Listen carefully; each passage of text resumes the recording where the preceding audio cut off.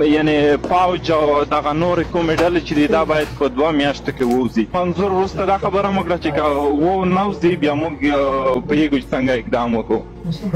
نو پوښتنه مې دغه ده چې که چېرته خدای نخواسته دغه کار ونه شي، دغه خلک ونوځي، څه ډول حالت به رامنځته شي او د هغې اداره کونه به څنګه وشي؟ جانانو ټول ډېرو ځوانانو دا پوښتنه وکړه چې که فوج د ځای نه ونځي 2 میاشتو کې بیا به څه کېږي؟ دا خبره رواني ته ځي؟ دا هېڅ قسمه رواني ته نه ځي.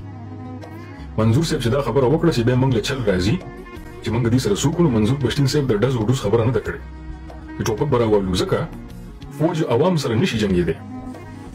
دا فوج چې دی پوره 6 لکه فوج دی او د پښتونخوا ولس چې دی هغه یوازې 45 میلیونه دی. په دې کې پښتانه هم دي، نور خلک هم دي. وسله د ولس سره د فوج نه زیاته ده، کارتوس مرمۍ د عوام سره زیاتې دي. عوام سره یو فوج هم نشي جنګېدی. صحیح ده؟ د اولنۍ خبره. او بل فوج کله هم عوام باندې برید او ډزې ځکه نشي کولی ځکه چې نور نړیوال وطنونه په دې وطن باندې نظر لري. مهرباني. او بل لکه دوی دا خبره وکړه چې موږ له دې وروسته د پیرنګي قانون نه منو، یعنی موږ به په خیبر باندې خپله یو جرګې دپاره یو ځای جوړوو او همدلته به لکه یو پارلمنت رقم شکل به لري، همالته به مشورې کوو او موږ به ځان ته قانون جوړوو، آیین به ځان دپاره خپله جوړوو.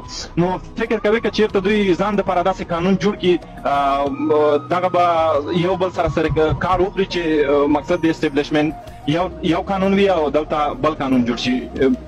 څه کنیکشن به وجود ولري دلته؟ نو جانان دوی چې په خیبر باندې خپل قانون یا څه جوړوي، هغه ځکه جوړوي چې د ریاست نه د دې ادارې د اسټبلیشمنټ د دې قانون خو موږ ته قبول نه دی. په یو قیمت هم د دې قانون موږ ته قبول نه دی. که هغه دغه خبره کوي، د معیشت خبره کوي، د ډیفنس خبره کوي، د اقتصاد خبره کوي، د هغې یو پالیسي موږ ته قبوله نه ده. نو که موږ دلته خپل مثال یو سیستم روان کړو، موږ جرګه یا خپل پارلمان یا هر څه جوړ کړل، هغه زمونږ خپلې د قام فیصلې دي، د هغې نه ریاست او آیین او قانون یو شی هم تا نشي منې کولی. یو شی ستا په قام ګټه نه دی، نو څه کوې ته به بل قام ته دا پرېږدې چې راشه ما له فیصله وکړه، زه یې خپله کولی شم. که د پارلمان د یو خبره مې ومنې، د پاکستاني اوسني پارلمان فیصله هم که ستا په ګټه نه وي، نو تا باندې د منلو هېڅ قسمه پابندي نشته. دا په کوم کتاب کې راغلي دي یا کوم قانوندان یا پولیټیکل ساینسدان دا ویلي دي چې د پارلمان فیصله د خدای فیصله ده یا د سېنټ فیصله د خدای فیصله ده. دا خو په یو ځای کې په سیاست کې نه دي راغلي. پارلمان فیصله وکړه، سېنټ فیصله وکړه، فوج فیصله وکړه، ستا په ګټه کې نه ده، نو تا ته نه ده قبوله. ځمکه ستا ده، مشر یې دی، ژوند ستا دی، ماشومان ستا دي، ښځه او بچي ستا دي، اقتصاد ستا دی، چې په ګټه دې نه وه، په منلو هېڅ پابندي تا ته په دنیا کې په یو ځای کې نشته. دا پهلنۍ خبره.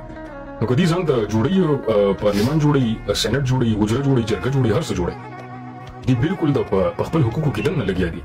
یو شی د خپل حقوقو نه بهر نه دی. که په دې باندې بیا ریاست ته یا ادارو ته اعتراض دی، نو اعتراض دې وساتي ځان سره، خو په مینه دې په زړه کې وساتي. خو که هغه اعتراض باندې عمل وکړي، چېرته پښتانه وزوروي، ودرکوي، نو بیا هم حالات خرابېدی شي.